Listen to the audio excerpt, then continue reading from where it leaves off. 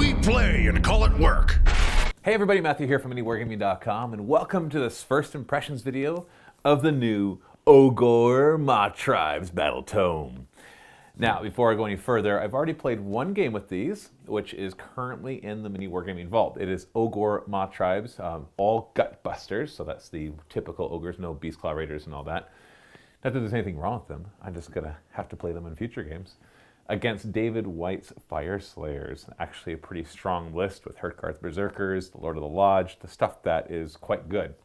So we're able to see the strengths and weaknesses really well in that game, which will be at the link below in the MiniWarGaming vault. If you're unfamiliar with what the vault is, it is our paid subscription site where we put even more videos, battle reports, painting tutorials, behind the scenes, tons of stuff for those who are willing to support us, because we need that in order to be able to run this business, because YouTube revenue sucks, as I've said so many times. Now, I know there's two releases today. There's the OCR Bone Reapers as well. Now, the thing about them is we didn't already have models, and so we're having them painted right now, and I plan on filming battle reports and a first impression next week. I hope by next Saturday I'll have that out for you, but we're going to do our best to get them painted up. It won't be much because the Feast of Bones box set doesn't come with a ton of them, and we've got 2 of them. And so it'll be a small game, or maybe I'll supplement it with some of our more gas. I know Nagash could join it, but I don't think it'll be really telling if I throw him in it to say, how are the new Bone Reapers? So that won't be today, I apologize. It'll be next week is what I'm planning on. But because we already had Ogres and I borrowed some of Josh's as well, I was able to easily make a 2,000 point list of Gut Busters and Lead Belchers and Iron Guts and a Tyrant and a Butcher and a Slaughter Priest. And I had a lot of fun with it. I've played Ogres a few times in the past, and so I'm familiar with the Ogres before this update, but not as much as I am with other armies. So this first impressions is going to be based off of somebody who loves destruction, plays a lot of Iron Jaws and Gloomspike Gits, and has played Ogres, but am still relatively new to it. So I have to tell you based off of that point of view. So this is not really a review, given that I've only played one game in the new Battletome, but more just trying to let you know what's going on, what you can find in the new Battletome for the Ogres, and what you can expect maybe are some cool things that you can do with them. And I'd love to hear your comments of what you've seen. I know that it's still in pre-order state, so not all of you have seen the book or anything, but if you can see what you saw in Warhammer Community or in other places, if you want to discuss it, we'd love to hear your comments in the comments below, as well as anything that you think I missed that is really important. Now, this video is not going to go through every detail of the book because that would take forever, and really, if you want that many details, pre-order the book and get it when it comes out next Saturday. But make sure after you watch this battle report, click the link below and go watch the Ogor Mawtribes battle report versus Fire Slayers. I'll tell you this right now, it was a close game, and it was pretty interesting, to tell you that. I'm not going to give any spoilers in this video, even though I will be basing some of my opinions off of what I've seen from them in just one game. So, the first question, I remember when they were coming out with the Ogor Mawtribes, because they just came out with the new Auric War Clans, I thought, how are the Ogor Mawtribes going to feel different? Because we have the Gloomspike Gits, who already can feel different, because they have a lot of little guys.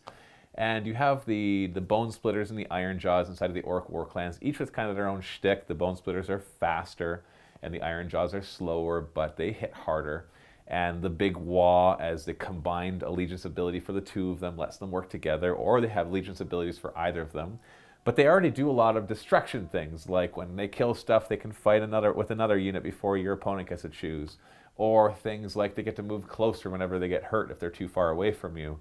Or things like getting better at hitting and wounding, or extra damage from the War Chanters. That's one of the big things. So I thought, you know, Ogres, I know that they're different than Orcs, but at the same time, they're destruction. So they like to move forward and like to bash things. They're big guys, so they're kind of like Iron Jaws and Bone Splitters. And so how is Games Workshop going to write rules to make them feel different? And I was pleasantly surprised when I played them that they really do feel different. And that's through a couple things. So let's jump right into it. I'm going to open up to, first off, probably the first thing that most people want to know about, and that is the allegiance abilities of this Battletome, of this faction. Now, different from the Auric War Clans, there's only one allegiance ability. In the Auric War Clans, there was 3. There was one just for Iron Jaws, one just for Bone Splitters, and then the Big Waw that combined the 2.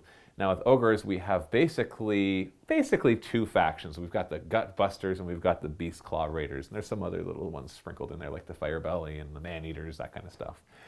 And they didn't bother, or not bother, but they didn't write separate allegiance abilities for those two and then write one that combines them. Instead, it looks like what they've done is they combine them into just ogres. So everything that's Ogor, it's Ogor Mawtribe is the keyword in all of them, whether they're an Ogor or a Noblar or a Rhinox. They all have the Ogor Mawtribe keyword, so that's the allegiance. But what they did was they kind of sprinkled in the flavor from both of them by having the allegiance ability cover any Ogor, but also some stuff just for Beast Claw Raiders. And then they came out with a lot of command traits and artifacts that benefit different types of ogres, whether they're Beast Claw Raiders or whether they're regular ogres or whether they're butchers or all that kind of stuff. And there's different lores as well. The lore for the lore of Everwinter for the Beast Claw Raiders, and then the lore just for the regular ogres, the ones that the butcher can basically take, the butcher and slaughter priest. And so I think that's interesting because when you really look at the models, it's funny because we've always had our models really painted differently. The Beast Claw Raiders are all snowy with snow bases, and the ogres are more your traditional brown and greens. And so I never really looked closely at the model enough to realize that, yeah, the ogre on top of the Beast Claw Raider really does just look like the Gut Busters. So they really are just the same ogre. So it's nice to see them all together again. And they introduced, of course, they have Mawtribes. So just like we have the Storm Hosts and the different clans or lodges, they have this too. They've got 6 of them, which is a little bit more than I've seen in some other Battletomes. The Orc War Clan, for example, there was like 3 of them, I believe, for Iron Jaws and 3 for Bone Splitters, which I know is 6, but these are 6 that kind of combine them all. And as you read through them, you can see some of them are better for Gut Busters, some of them are better for Beast Claw Raiders, and some of them kind of don't care whether you're Beast Claw Raiders or you are Gut Busters primarily. So just like the Gloomspike Gits and Orc War Clans, we do kind of have a feeling of there's 2 different armies in here because a lot of the command abilities, for example, don't cross over. The Beast Claw Raider command abilities only affect Beast Claw Raiders, and some of the Gut Buster command abilities only affect Gut Busters, but they still work together quite well as well with some of the generic stuff. So here's some really cool things that they can do. There's 2 things that really stand out to me because I didn't play Beast Claw Raiders. 3 things, actually, that stand out to me. No, 4. No, I'm just joking. There's 3 things right away. First is their ability of Trampling Charge. Now, having just come from playing Iron Jaws, where there's the destructive bulk capability of the mega bosses on Maw Crusher, which is after they complete a charge, you choose an enemy unit within an inch. And in the case of a Maw Crusher, it has a number of dice in its profile that gets worse as it gets hurt. You roll that many dice, each 5 up does a mortal wound. There is a mount trait that increases that to a 4 up. I just realized it didn't silence my phone, which is a problem. Boom, done. But other than that, basically it's just the Maw Crushers that can do that, which is kind of cool. Well, they decided to go ahead and give it to every Ogre. And in some ways, it's less powerful because it only activates on a 6+. And in some ways, it's more powerful because the way it works is whenever they complete a charge, you pick an enemy unit and you roll a number of dice equal to whatever the charge was. So for example, if you rolled a 7-inch charge, you'd roll 7 dice. If you rolled a 9-inch charge, you'd roll 9 dice. And so that's how many, so on average, you're gonna be rolling 7 dice, where the Maw Crushers roll, when they're at full health, at 8. And you get to do it with every single unit. And it activates on a 6+ to do mortal wounds, which doesn't sound like a big deal, but there are 2 exceptions to that. One is if the unit has 8 or more models. So if you do like a big gluttons, that would be the old bull gores, or sorry, the old bulls, whatever you call them. The gluttons, if you have at least 8 of them, which isn't too hard with the way this army works. I brought 12 of them in my game against David White's Fire Slayers, and they get a nice discount when you get up to the max size, so that really is nice there. If there's at least 8 of them, they activate on a 4+ for their mortal wounds, or if they are a monster. So, and the monsters, of course, are really just the Beast Claw Raiders on their end. You don't have any monsters that are just Gut Busters. There is a command trait, on the other hand, that you can give a Tyrant that makes them count as a monster for the purpose of Trampling Charge, which is kind of cool. And so the thing is, even though it's just a 6+ usually, although you could bring in lots of units that are at least 8 models, it's the fact that they all get to do it. So in the game that you'll see against David White, without giving any spoilers about who won, there was moments where I'm like charge, charge, charge. I'm just rolling all sorts of dice and throwing, even just on, these were just mostly on 6s, and they were able to throw several mortal wounds, which did make a difference in some of those fights. And the fact that it's army-wide for all Ogors or Rhinoxes, obviously if it's a unit of just Noblars, they don't get this. But having anything with Ogors or Rhinoxes, doing that charge, getting those mortal wounds makes a big difference. The second thing, which is probably my favorite aspect of the new Ogor Mawtribe, is something called Ravenous Brutes. And that is that an Ogor exists in one of two states. Either he is hungry or he is eating. Now, they define those two things in the mechanics of the game as if you are within 3 inches of an enemy, you are eating, and if you are more than 3 inches away, you are hungry.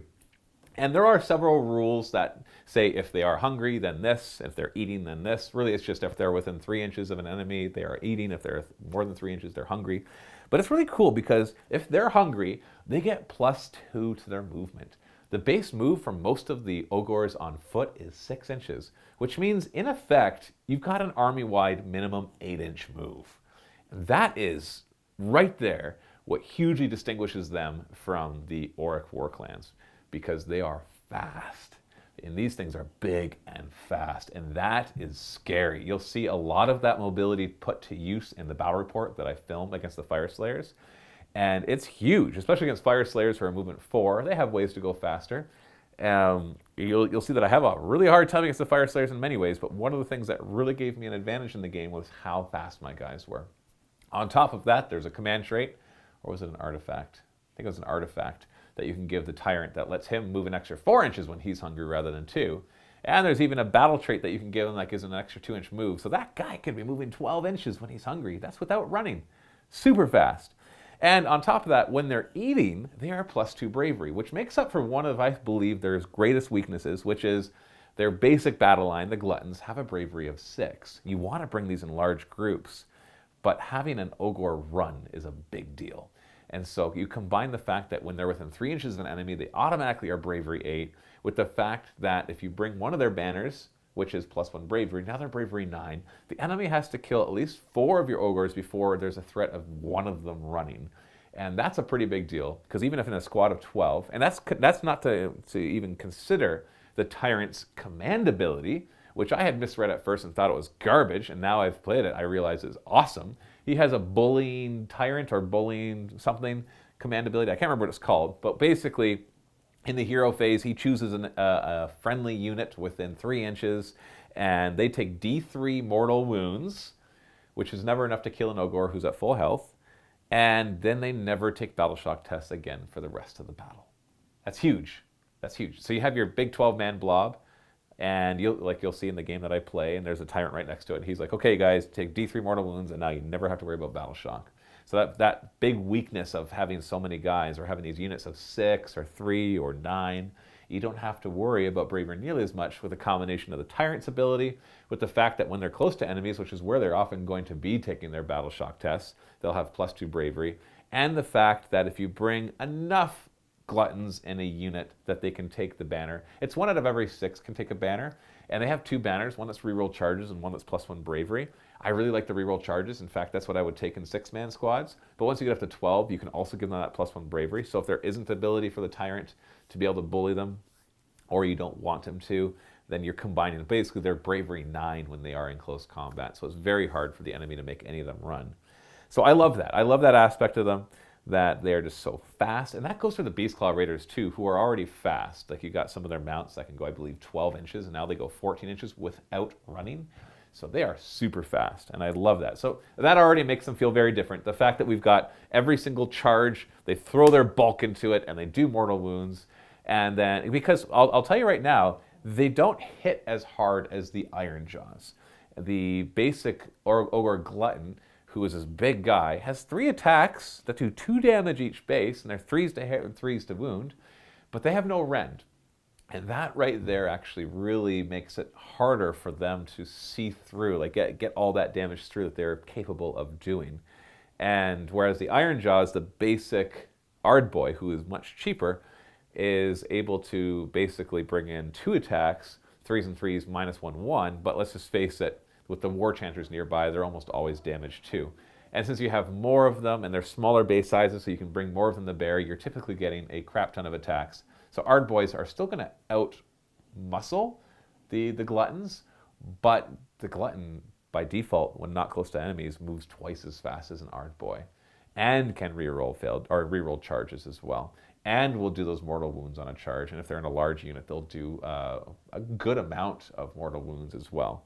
So you put all these together, then the fact that they have a good bravery once they're in combat is going to make them really hard to kind of bully away. And I think that's the idea, is that they just get stuck in there and they fight hard.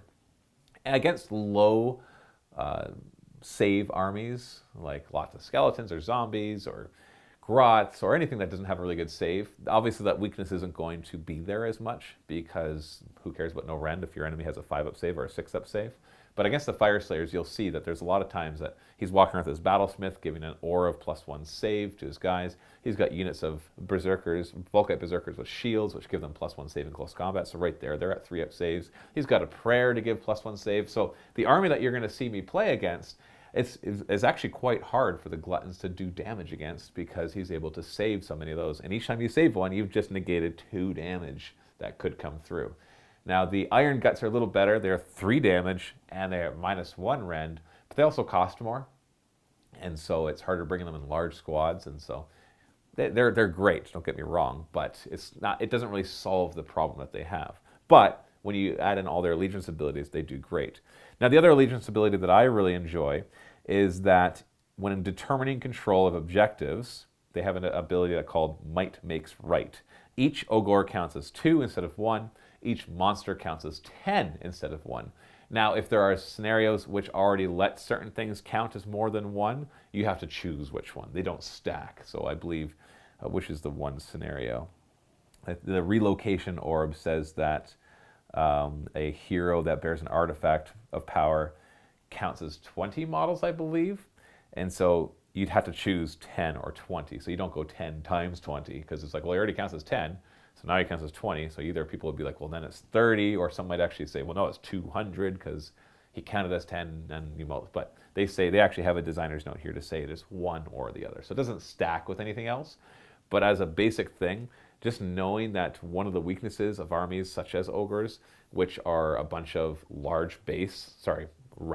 large base sizes, so they have a harder time holding objectives, all of a sudden each model counts as 2. And they move 8 inches base to get to objectives, they're going to be really good at grabbing objectives. So I feel that they gave the Ogor Mawtribes the 2 things I always like to look for in armies. 1 is the ability to take objectives, and 2, the ability to do some good damage. It's not going to be the same amount of damage as an Ironjaw's army with their War Chanters behind, the Maw Crushers moving forward, but it's up there. But at the same time, and that speed's not as fast as like the Ideneth Deepkin, or well, it's probably as fast as Slaanesh at least. But there's certain armies that'll be able to outmaneuver them. But you get these 2 things combined, and it's a lot of fun. And I love close combat armies. I love the ones that focus on that. I know I'll still try some shooting armies, but I love the close combat nature of them. Now, another thing, if you're a Beastclaw Raider fan, then they have a basic rule that basically winter builds up around the Beastclaw Raiders as the game goes on. Basically, in your hero phase at the start of it, if there's any enemies within 3 inches of Beastclaw Raiders, you roll the die, and if it's equal to or less than the current battle round, they take D3 mortal wounds. So obviously that's going to really trigger more often later in the game, but it could trigger first turn, although usually you're not within 3 inches of enemies within the first turn. So, but it's equal to or less. So second turn, it's a 1 in 3 chance. Third turn, it's a 1.5 chance. So if you're building an entire Beastclaw Raider army, that could make a difference. And it does D3 mortal wounds to each of those, just like that. And then there's, of course, the priests knowing the prayers, just as you would expect. And then there's all the different Mawtribes. So that's the basics of just the allegiance ability. You can see I've already talked for a while, and I haven't even left this page. I've talked briefly about some other things. Now, I don't want to go through every command trait because there are 24 of them. There are command traits for Tyrants, command traits for Butchers, command traits for a Frostlord or Huskguard, and there's even command traits for Icebrow Hunters, and I think that's all of them. Yeah, then we get into all the artifacts of power. So there's so many. So I'm going to highlight a couple that I thought were interesting. The Tyrant, for example, which is that huge gutbuster, he can do things such as healing D3 wounds every turn.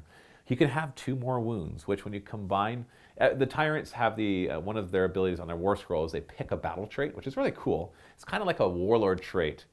Sorry, kind of like a command trait, I should say. Warlord traits on Warhammer 40k. So it's like they get a second command trait. And one of those battle traits is they have a 3+ save. And so you could combine the command trait of +2 wounds with a 3+ save, otherwise they have a 4+ save, to make them, I believe it will be 9 wounds, 3+ save. And that's pretty awesome. Or there's even the Killer Reputation, which lets them choose 2 battle traits. There's some really interesting ones in there. There's also one, like I said, that lets him count as a monster for the purposes of Trampling Charge, so that when he charges, whatever he charges, he rolls that many dice, and each 4+ does a mortal wound. That's a pretty big deal, considering the Tyrant already hits pretty hard.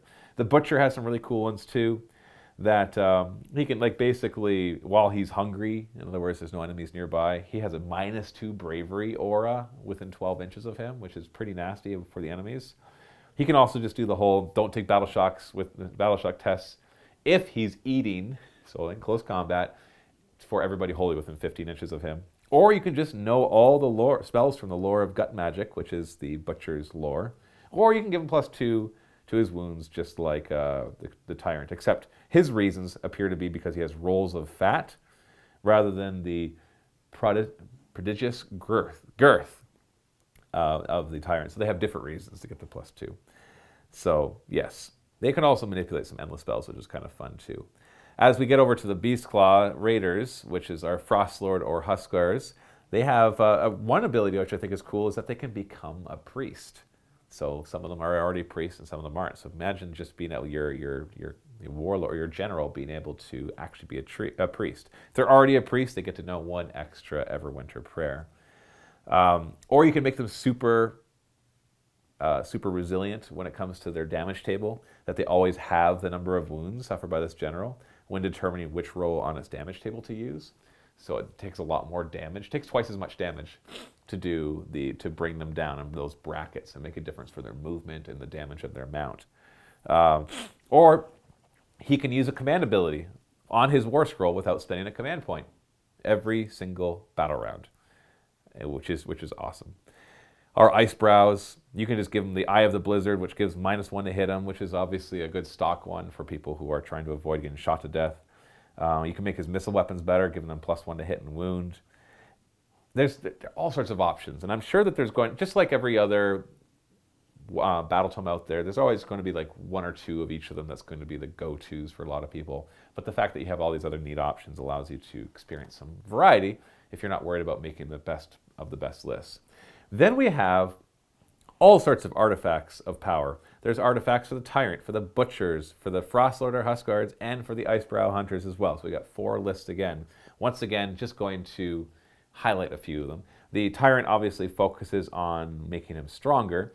So, for example, he has a Thunder Mace that does 3 damage. You can upgrade it to do 4. He's also got a Glaive, which is a longer reach, that has a -1 rend, which you can bring up to a -3 rend.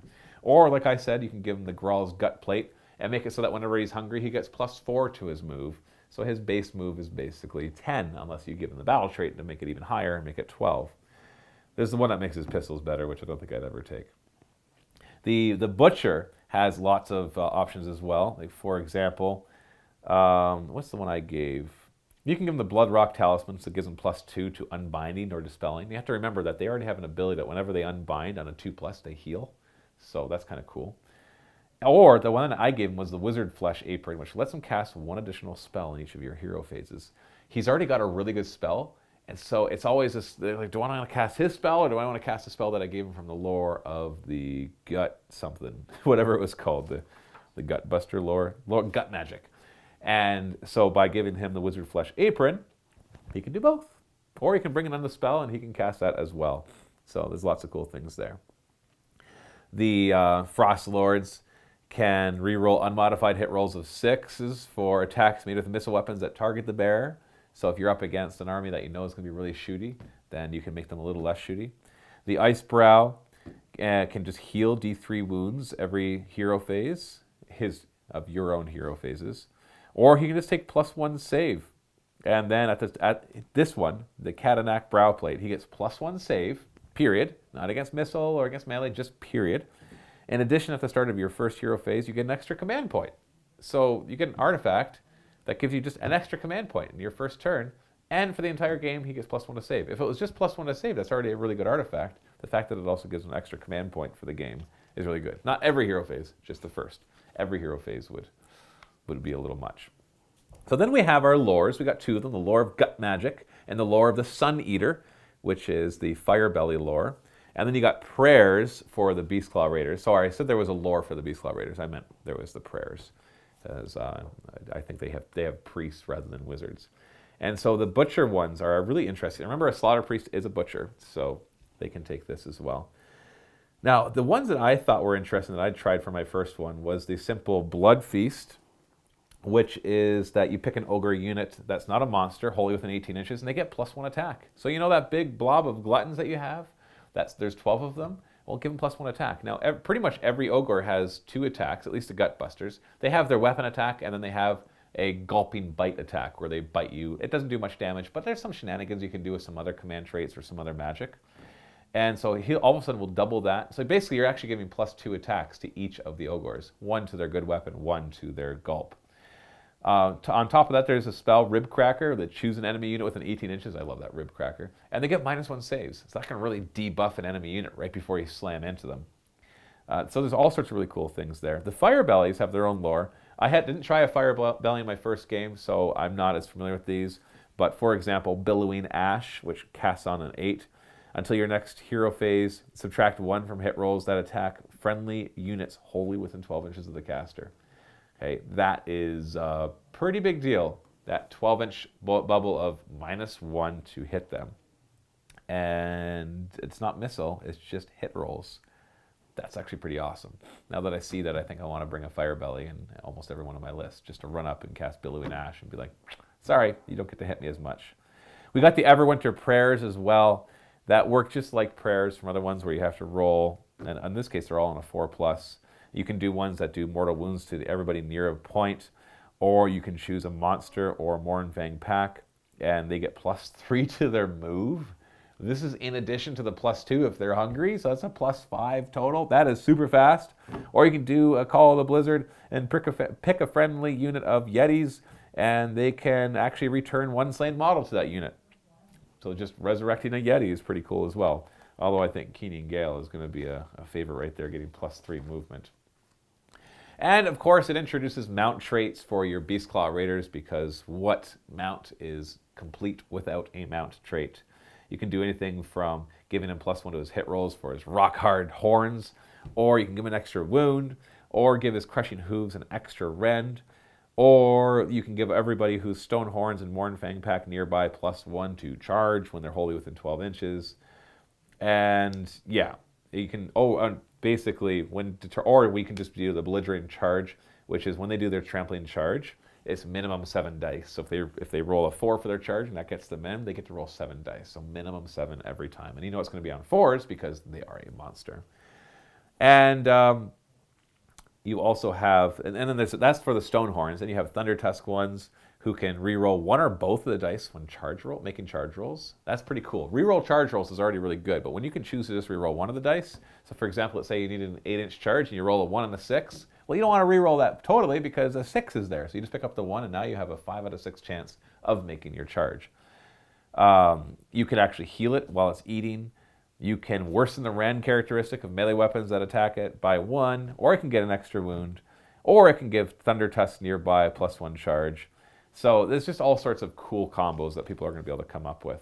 And of course, we have a new terrain feature for the Ogor Mawtribes, the Great Mawpot, which unfortunately I don't show in the battle report because we don't have it painted yet, which is just what we're going to have to deal with for now. Essentially, you set it up in your territory, much like other terrain things, more than 12 inches from enemy territory. And if you're within an inch of it, then wizards get +1 cast and unbind. And so that's cool. But the other thing that it does is basically it's full. It's either full or empty. At the beginning of the game, it's full. And any Ogor hero, not just butchers or slaughter priests, but any hero that's within 6 inches, not wholly, but just within 6 inches of the Mawpot, can use its magic and empty it. If you do that, you heal D3 wounds allocated to every friendly Ogre unit wholly within 36 inches. That's 3 feet. You roll separately for each of them. Then it empties it. But if an enemy model is slain within 6 inches of it, they toss its remains in, and it's full again. But even just once per battle, everything within 3 feet heals D3 wounds. As you're going to find out, this is one thing I want to talk about, is there's a lot of wound management, especially with the gut busters, because there's all sorts of things that cause wounds and heal wounds. And so you can really use those together to make sure that you're almost like your wounds are your currency in certain cases. It's not a huge amount, but there's a lot of little things. Like, for example, the Tyrant's command ability that's like, I'm going to do D3 mortal wounds to you, and then you'll never take battle shock again. It's like, yes. And then there's a spell, the Slaughter Priest has a spell that he can put that their Gulping Bite, which remember all those Gutbusters have, if they roll a 6 to wound, unmodified, they do a mortal wound in addition to the damage, which is cool, but they've only got 1 attack each, 3s and 3s, no rend. The rend doesn't matter for the mortal wounds, obviously. But the cool thing is they heal a wound as well. So you cut them, they go into combat, they do a ton of Gulping Bite attacks, especially if you throw the spell on them to give them +1 attack, all of a sudden they're 2 Gulping Bites each. And you could probably easily heal back those 2 or 3 mortal wounds, or 1 to 3 mortal wounds that happen because of him basically dealing a D3 mortal wounds so they never take battle shock again. There's other things like the Butcher and the Slaughter Priest. Whenever they cast or unbind a spell successfully, on a 2+, they gain a wound, but if they roll a 1, they actually lose a wound. And so you can actually kind of mitigate that back and forth.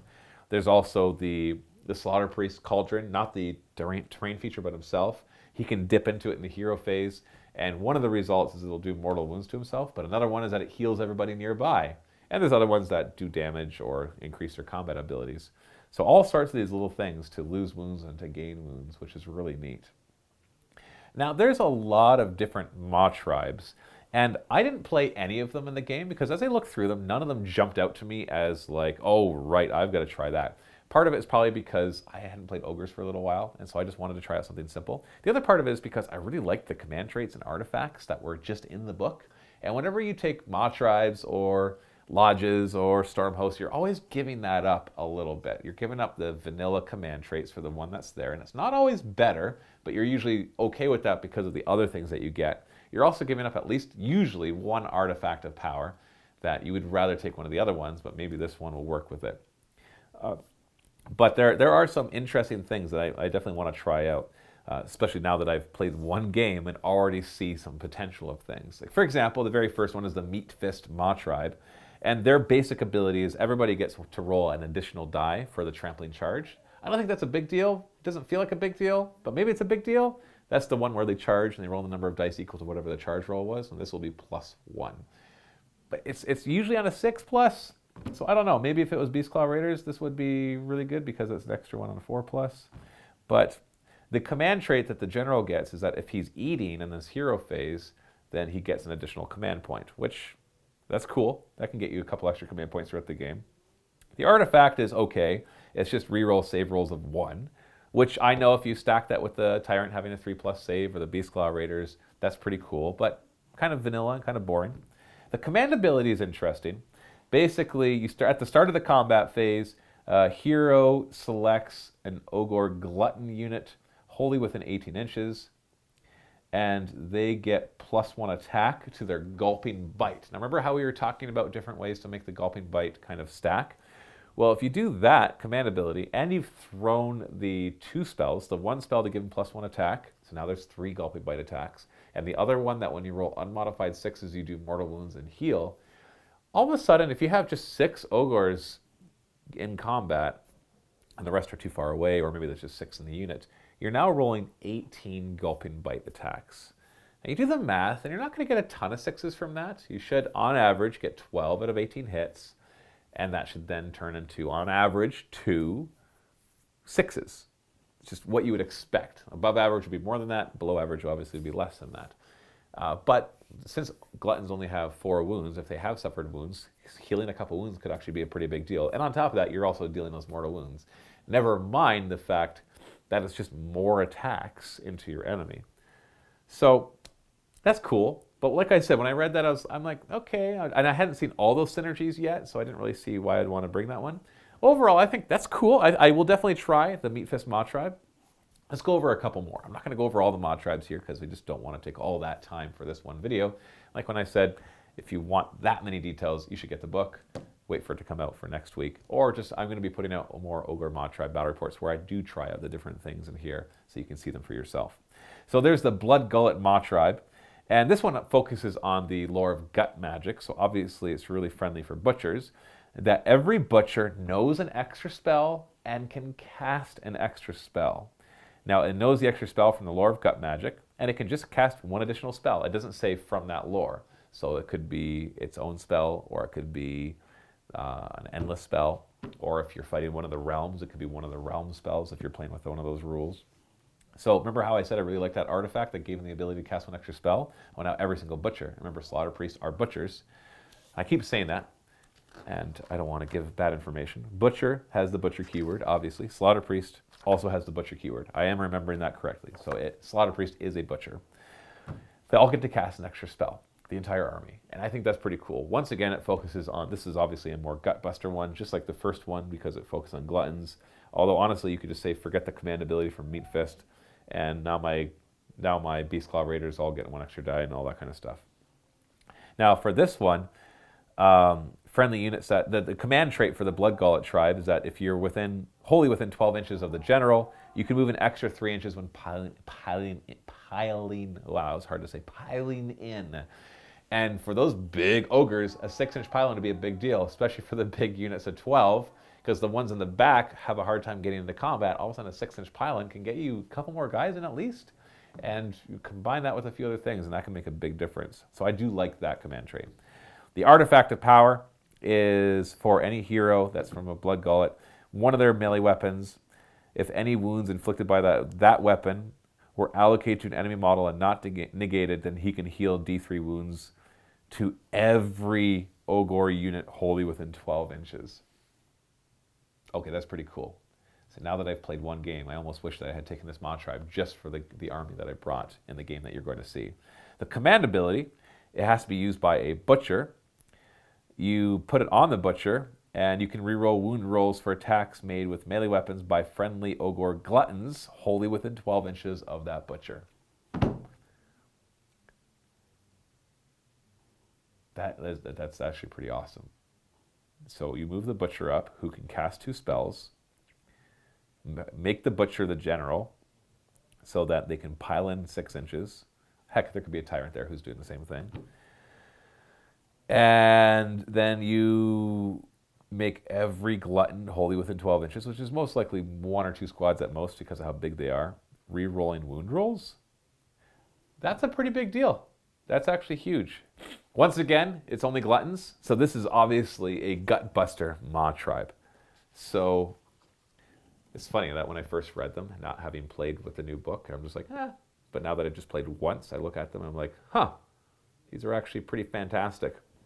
So one more, let's do one more, but let's make it a Beastclaw Raider one, or at least what I think would be a Beastclaw Raider.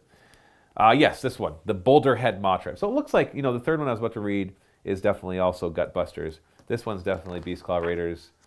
The Thunderbellies Mawtribe. Yeah, Mournfang Packs, and the Winterbite Mawtribe. Okay, so before I said they have 6, it really is just like the Auric War Clans one, where 3 of them are the one allegiance and 3 of them are the other. So we got 3 that's really good for Gutbusters, 3 that are good for Beastclaw Raiders, which I like. So the Boulder Head Mawtribe, every monster has +1 wound. In addition, they can all be given a mount trait. So normally mount traits, you can bring 1 mount trait and then 1 additional mount trait for every battalion in your army. That's how pretty much every army works. And all of them can take a mount trait. Now, as the heroes can do that. That's pretty cool. And on top of that, if you're using the Pulverizing Hailstorm Prayer, you get +1 to that roll for all the priests chanting that. Okay, that's pretty neat. Makes me want to try out some Beastclaw Raiders. The command trait for the Warlord, or the General, is that friendly monsters wholly within 12 inches of the General at the start of the movement phase can move an extra inch during their normal moves. That's decent. Everybody gets +1 inch move. Remember, they're already hungry and getting +2, so that's now +3, just standard. And whatever hero you give the artifact to, they get +1 hit rolls for their mounts melee weapons, which is pretty cool, because I know a lot of the Beastclaw Raider stuff I believe the mounts usually hit on 4s. If I'm remembering this correctly, let me quickly check that. The Huskard on Stonehorn. Actually, some of their 3s, but then the rock hard horns, which are their heavy hitting weapon, do hit on 4s. So imagine those hitting on 3s instead of 4s is pretty awesome. And then their command ability is Dig Deep Your Heels, where you pick a friendly hero that has a mount until the end of that phase, use its top row on its damage table, regardless of how many wounds it has suffered. And use it at the start of any phase, and it only lasts for that phase. So for example, if you need the extra movement and you're really hurt, use it at the start of the hero phase, and then they can go back to moving 12 inches or 8 inches, plus the 2 if it's hungry, plus the 1 if it's wholly within an or 12 inches of the general. So it seems that the Boulderhead Mawtribe is about monsters, which is what you would expect from some of the Beastclaw Raiders.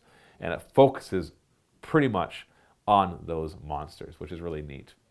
Whereas the other ones, I can already see the Winter Bite seems to focus on Frost Sabers and Icefall Yetis. Maybe there's a way to make them good. And the Thunderbelly seems to focus more on the Mournfang packs. So we'll see how they work. So we got all sorts of interesting things here. We got some new battle plans, of course, that are narrative, which I'll probably try out in my Nothing But Narrative battle reports eventually. We've got all sorts of War Scroll battalions, and I'm already, let's see, how long we've been going here. We've been going for a good 40 minutes, so we have time to talk about a few more things. We've got War Scroll battalions for the Gutbusters, and we have War Scroll battalions for the Beastclaw Raiders. They have 5 each. Each of them has the one that you almost probably never use, which is the War Scroll battalion of battalions, and usually requires an army of at least 3,000 or 4,000 points to be able to do it. But they each have 4 other ones, and the Gutbuster ones that I looked through, they all seemed interesting. For example, there's with a Tyrant's Gut Guard, which is a Tyrant, some Iron Guts, and possibly some Iron Blasters. And essentially, the Iron Guts can take wounds for the Tyrant, so they can help him stay alive. Essentially, whenever he takes a wound on a 4+, he can pass it off to the Iron Guts instead. You've got the Butcher's Band, which is what I'd bring in my army, which is at the start of the hero phase, you can heal a wound for everybody within 12 inches from the battalion, which is Lead Belchers, Gluttons, and Iron Guts. So you'll see that every one of my battle line in the battle report that you'll see, which is Gluttons, Iron Guts, and Lead Belchers, are all in this battalion. And that's pretty cool. It's the start of the hero phase. I wish it said in the hero phase they could heal. So that way you could do some of your abilities, and that might hurt them, and then you could be like, and heal. But it's still good. You can still see some healing done from that. You got a Junk Mob, which I'm kind of skeptical about. It's Nobblers and Scrap Launchers, and basically the Scrap Launchers get an extra attack.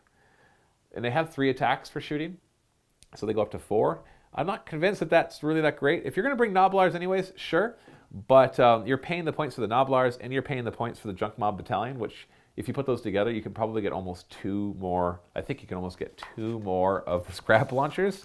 And so rather than just get +1 attack, for your 1 or 2 Scrap Launchers, you can get 1 or 2 more Scrap Launchers, which is more attacks.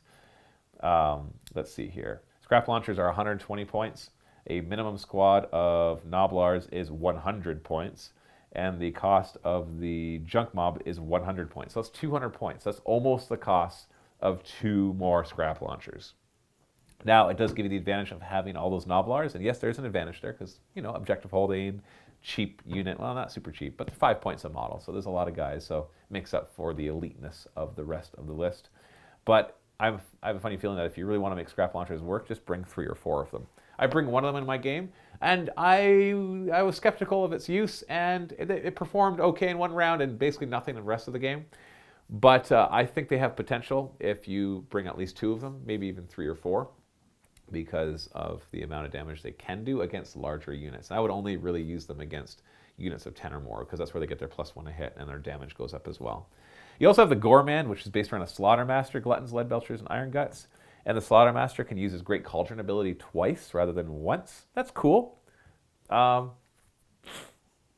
don't know if I like that better than the Butcher one, because they both have their advantages. So there's 1 built around a Tyrant, 1 around a Slaughtermaster, 1 around a Butcher, and 1 around the Scrap Launchers and Nobblers.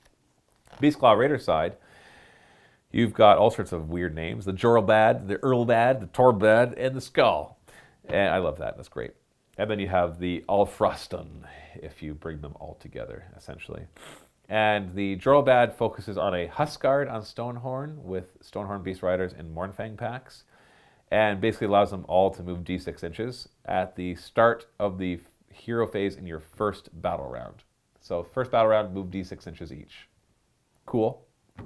Once you combine that with all the other ways to get extra movement, you could actually Get some really fast models moving across there.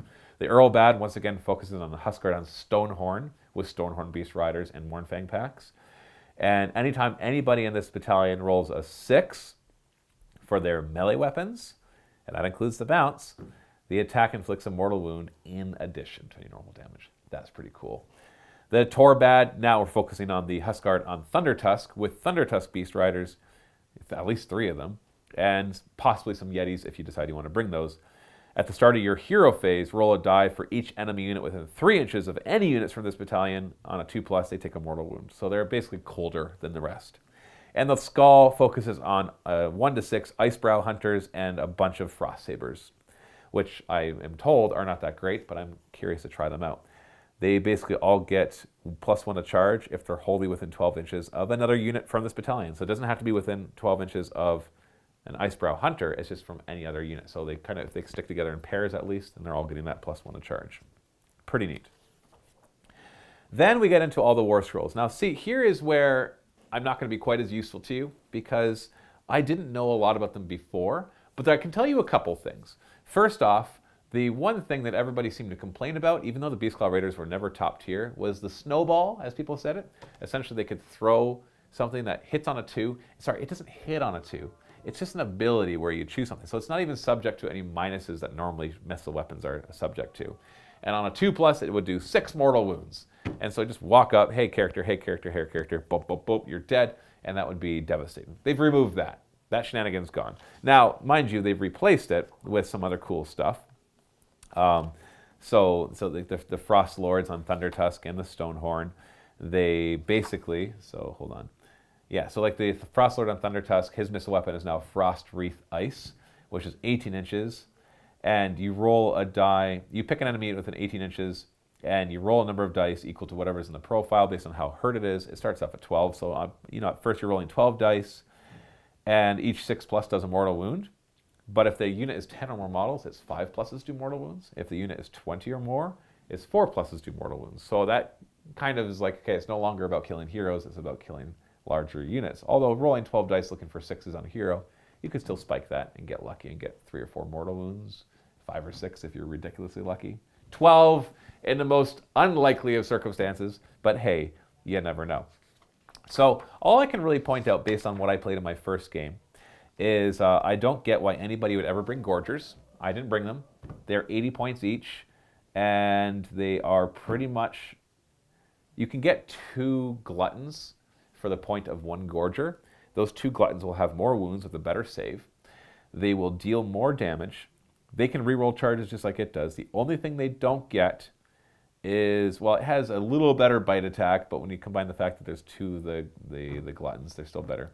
The only thing the Gorger can do that they can't, besides not being battle-lined, which the Gorgers are, sorry, the Gluttons are, the Gorger can set up off the table and be deployed anywhere more than 9 inches from enemies. Now, I know that ability is a pretty big deal. I love abilities like that. But given the speed of this army, it's a little less important. And these guys are 80 points for 1 model. And they're in units of 1 to 3. And you think, well, okay, well, they'll be survivable. No, they've got 5 wounds and a 6-up save. And nothing else to help them stay alive. They are as squishy as can be. Like a small unit of Grots is more survivable than a Gorger. Now, I know that's not a fair comparison because the Grots from Gloomspite Gits can actually be a little, they punch a little above their belt, or their belt color. But the Gorgers just seem awful. I'm not seeing it. So if you can enlighten me of what I am missing about Gorgers, I would love to hear that in the comments below. So it seems to be where, and the same thing with Lead Belchers. Lead Belchers are confusing me as well because you buy them in 2s. Yeah, 80 points for 2, so they're 40 points a guy, which, that's the same points as a Glutton, so, because Gluttons are 3 for 120. They've got almost the same hitting power in close combat as a Glutton. They lose 1 of their attacks and replace it with a Lead Belcher gun. So maybe that's just what it is right there, that they're the same points cost, and they just lose 1 of their melee weapon attacks and replace it with their Lead Belcher gun. So the Lead Belcher gun is only 12-inch range, which is pretty good. I know it's higher than it was before. D3 attacks, 4s and 3s, -1, 1. Now, if they don't move, which then negates the second advantage that they have of, they actually have decent melee weapons, which a lot of shooting units don't. They do D6 attacks instead of D3. Now, I know that once it's stuck in combat, it can just stay still on your turn and fire D6 shots at point-blank range. So, okay, I guess I'm talking myself into maybe thinking that they might be useful, because I've realized now that you don't look at them as a ranged squad, you just look at them as a melee squad with a ranged attack, and I can buy into it. Now, what they don't get is access to any of the banners, or in the case of the Gluttons and Iron Guts, their collars or their bellowers, which give -1 bravery to enemy units nearby, which made a difference in the game that I played in the vault that you'll see the link below. So they do kind of suffer there, but you know what? I'm going to give them more of a chance now that I've seen that. Maybe there's some cool combos with some other stuff that'll help out. I don't know. We'll see. But to me, it seems to where it's at for the Gutbusters is focusing your army around Gluttons and Iron Guts. Gluttons because you can bring more of them. Iron Guts because they hit like a ton of bricks, which is pretty awesome. And they both have the ability, well, the Gluttons have the ability to bring their banners for the extra bravery or the rerolling charge.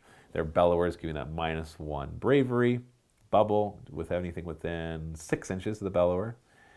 And they have a choice between 2 weapons, which if you roll 6 to hit does 2 hits, or they can do the weapon in the little Iron Fist, which is if they roll a 6-up save, an unmodified 6 to save, they deal mortal wound back, which I like that one better than the 2 weapons, even though you'll see in my game that I don't think I ever rolled a 6 once for their saves. I know it should happen though, and having played with the Armor of Gork or the Rip Tooth Fist, I think is what it's called, for the Iron Jaws, knowing just how much damage that can do back, I like it. I like all of the basic heroes for the Gutbusters too. The Tyrant, the Slaughtermaster, the Butcher, all for different reasons. The Butcher has some decent close combat abilities, but he's also really good support with some of the battalions that he can bring, or some of the different Mawtribes, and just for his basic spell. His basic spell I love, Voracious Maw, 18-inch range, do D3 mortal wounds, and then you keep doing D3 mortal wounds as long as you keep rolling 4+. It reminds me so much of the Foot of Gork, which never works. And spoiler alert, I try it in the game and it doesn't work either. I don't even cast the spell. But I love the potential of the infinite damage, even though it's kind of silly because it's 4+. It basically is like, you see if the maw is still hungry on a 4+, it's still hungry. Oh, then you see if it's still hungry. Oh. So it has the potential to do lots of mortal wounds. At the minimum, though, is a casting value 7 spell that does D3 mortal wounds. And when you combine that with maybe the battalion, the artifact to let him cast an extra spell, so you can throw an Arcane Blast in there or Arcane Bolt in there if you need to take down something that's low on health, or with the 1 Mawtribe where they can cast an extra spell, or a combination of the 2 so they can cast a ton of spells. There's some really cool abilities there. The Slaughter Priest is neat as well. His basic spell being to buff the Gulping Bite to do the mortal wounds on 6s to wound and to heal them. And then he's got his Great Cauldron, which he can pull from, which could hurt himself or could heal nearby guys. Or you can pick a friendly unit, Ogre unit wholly within 12 inches, and they get +1 to hit rolls as Ogre unit, so that works in the Beast Claw Raiders too. +1 to hit rolls for attacks made with their melee weapons. So you stack that with the +1 to hit, you stack that with the 6s to wounds do mortal wounds, and all of a sudden you stack that with the 1 Mawtribe where the Butcher gives them all reroll wounds, and all of a sudden you're hitting on 2s, winning on 3s, rerolling 2 damage apiece. And that could really stack up and do a lot of damage. It's only a certain chance that you get it. You have to roll 3 or 4.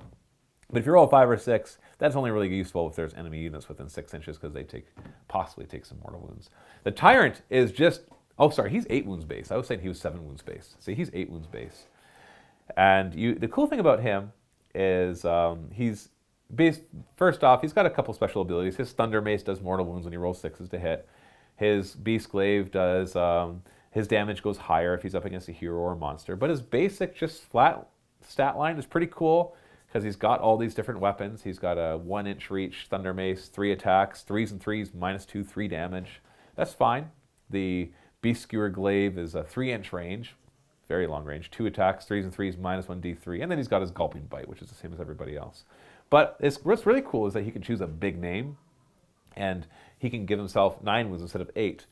Or if he charges, he gets +1 to wound, which is really nice. Or he can be a 3-up save. Or he can up his move from 6 to 8. Or he can get +1 damage if he's targeting a monster. That one I don't like as much because it's too situational. or he can reroll one wound roll for one attack made with one melee weapon each time this model attacks. Or reroll them all if you're targeting something in a garrison, which like never comes up. I don't like that one either. For me, it's the choice between the first four. And so there is something to be said about taking the command trait that lets him choose two of these, but then you're giving up a command trait to take something here. So maybe the command trait would have been better. But you have some customization. And the nice thing is, the nice thing is you can change it every single time you play. So you don't have to be like the Tyrants this way every time. This time I'm up against an army that's going to be really good at hitting me a lot of times, so I want a better save. Or I need to get places, so I need an extra move. Or I know I'm going to be charging a lot because they're slow or they don't like to be in close combat, so let's give him +1 to wound for when he charges. Pretty neat. Let's see. I think that's all I'm going to cover because the Beast Claw Raiders are less familiar to me, and I'm going to have to play them in a couple games before I can really give you some interesting feedback on what I think is good and what I think is not good. Because let's be honest, I've never played Beast Claw Raiders before. I've played the Gutbusters, but not them. So yeah, so there's a lot of stuff in here. And by the way, if you're interested in their allies, they can do Eliguz or Gargants, so they can bring some giants, and they can do Trogoths. It's interesting that they say Trogoths and Eliguz or Gargants, so because usually it's allegiance ability allies. So it's basically they have some Gloomspite Gets allies, but only the Trogoths and the Gargants. So you can bring even more big stuff. I'm not sure if you'd really want to, especially because you're usually limited in your ally points, and these guys are already pretty expensive per model, but maybe there's some cool combos that I'm not thinking of. If you can think of any right now, comments below, please.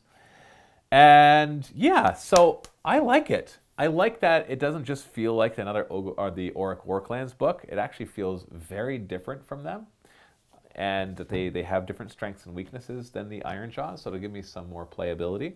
Now, I know that there's not going to be a ton of different ways to play them. You got your Gutbusters, Beast Claw Raiders, there might be some combinations of the two. There might be a couple ways to play each of those. So you're looking at 4 or 5 different play styles maximum from this. But that's what I've come to expect from a lot of these Battletomes. Even Gloomspite Gets, which has like technically 3 different armies in it. There's those 3 ways to play it, and maybe 1 or 2 more. The Auric Warclans was you play all Bone Splitters, all Iron Jaws, or some little mix. There's a couple ways to play your Iron Jaws, a couple ways to play your Bone Splitters. It seems that's just the way that these Battletomes are. I'm used to like playing my Tyrant army from Warhammer 40k, where I can play it at least a dozen different ways effectively, and then another dozen ways on top of that that are less effective, and then probably a few more on top of that that are utter garbage. But at least I have those options depending on who I'm playing against and their power level as well. So I hope that you enjoyed that. Please go check out the battle report below. If you're not a Vault member, you can click the link below and we'll give you a 7-day free trial, which gets you instant access to that battle report, as well as thousands of other videos as well. Please consider joining it because it does support us. It's what allows us to operate. YouTube revenue basically is equivalent to a little bit less than the rent that we pay in this building that we are in. And so we need our Vault members in order to be able to run this business. So if you like our videos and you want to see us continuing to be in business, try out the Vault. The link below. Thank you so much for watching. Stay tuned for more Ogor Mawtribes battle reports, and also next week for some OCR Bone Reaper ones as well. I'm Matthew from MiniWarGaming. Happy wargaming.